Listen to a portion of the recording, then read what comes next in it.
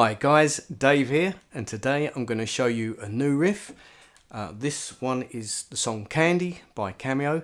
It's a good kind of heavy funk rock sort of tune.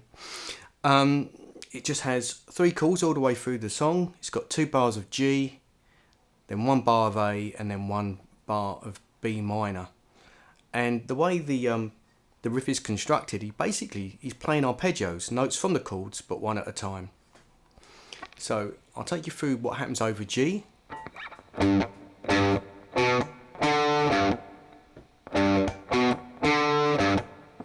Right, so for that, on the 6th string E, we've got 3, 3, and then 2, 5 on the A string, and then back to 3 on the E. And note-wise, that's just G, B, and D, notes out of the G major chord. Now the first 4 notes are all on the beat, and then the last one, that's on the last 16th note on beat 4. So you might want to play that last one with an upstroke to kind of get you into the right rhythmic feel. Okay, the second bar, we're still carrying on with that arpeggio, but timing wise, this comes on the 2 hand. So that's 3 on the E, then the 2 on the A actually happens on the 2nd 16th note of beat 3. So it's like 1 E, and then we play the 5 on the A, actually on the beat, and again we're going to go back to the 3 on the E on the last 16th note of beat 4. It's a bit of a mouthful, but when you hear the slowed down version, which you'll see in a minute, hopefully it'll make a little bit more sense. Like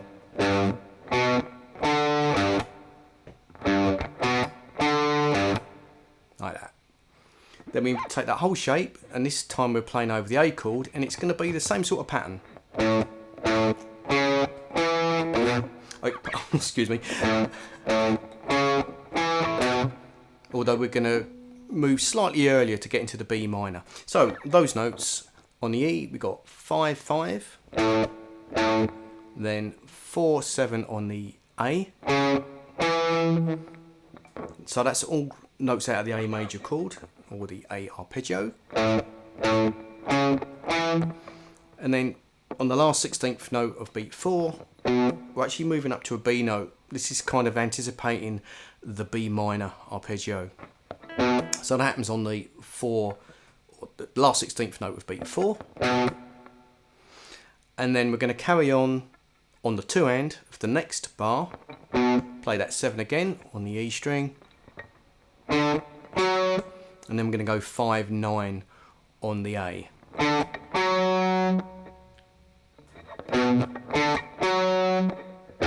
And then we get a low E, open E, right on the last part of beat 4 at the end of that phrase. And it's really anticipating going back into the phrase. So if I play through that whole sequence slowly twice, you'll see what I mean.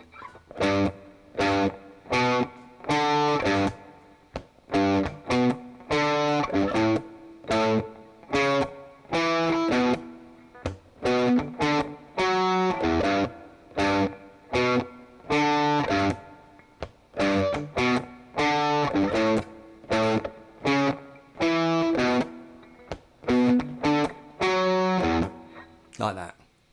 Okay, so that's the main riff. Now the last time through, just before he plays the little kind of power chord rundown, does a very small variation on the G chord. There's 2 of these, so I'll show you both. The first one goes like this. You go up, and instead of going back down to the low G, we're going to play a high G on the 5th fret of the D string. So you get. The rest of the riff you play the same. So I'll play you that variation, and also I'll play it going into the power chord rundown, and then I'll explain that.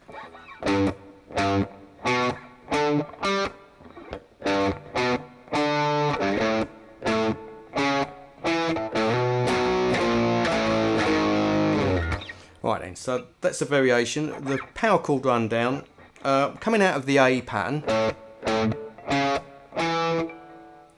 going to go back down to the 5th fret and then slide in to the 7th fret to start off the power chord rundown. So I slide in to fret 7 on the E, then I've got 9 on the A string. So I've got a B power chord, and then we just go down 1 fret at a time. B flat power chord, then A, and then A flat.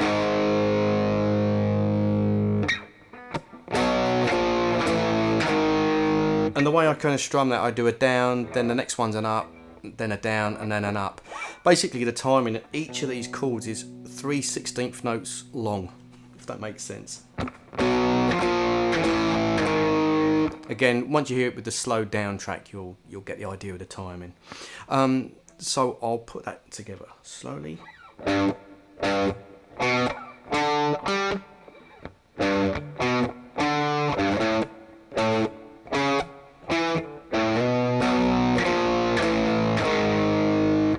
Like that.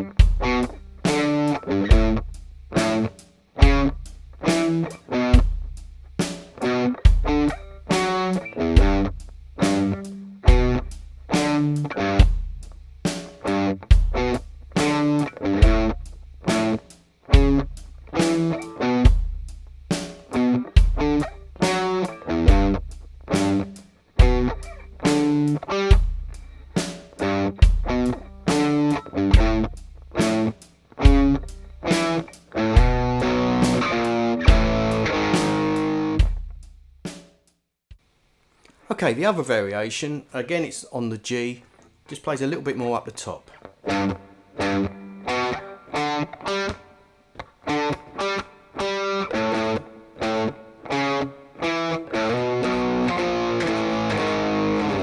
So that time it goes up just like that again, up to the high G on the 5th fret of the D, and then it's going to play fret 5 on the A, and then back up to the high G for 2 more, so you get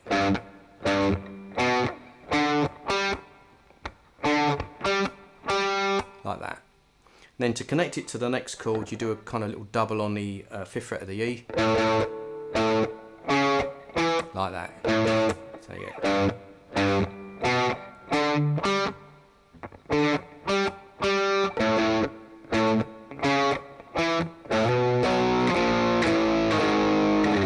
that's it. So they're the main variations on the Riff.